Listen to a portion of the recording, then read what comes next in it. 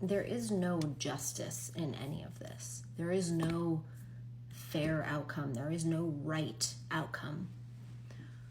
What we know is that these 7 who have been charged in Preston Lord's murder are not the only boys and young men who have engaged in this behavior. It's happening all over the valley and all over the country.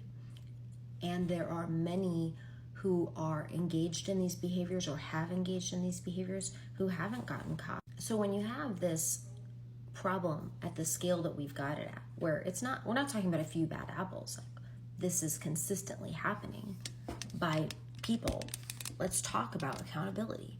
So of course, the first level of accountability is for the individuals engaged in the behavior.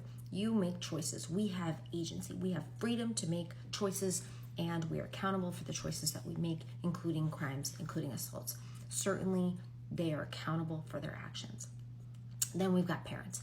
Parents are accountable, and they're accountable to different degrees. Some parents probably did everything they possibly could. Other parents probably didn't and should have intervened more.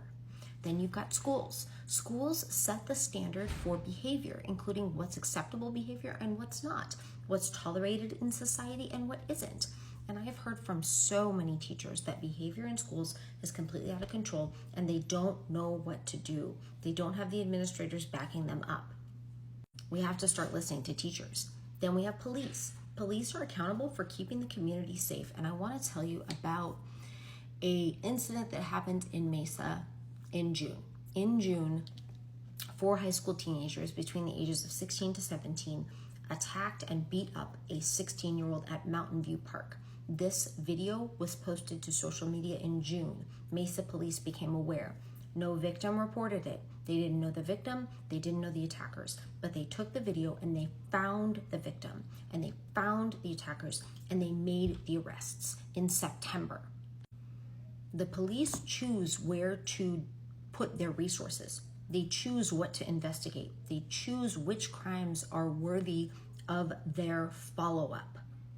These chiefs' analysis of what went wrong and what they could have done better is completely unacceptable because they put no resources or not enough resources on this problem, and therefore their actions contributed to the outcome that we have now. Finally, we have the community. The community has some level of responsibility for the environment that all of the collective children are being raised in. We live here, we are a community.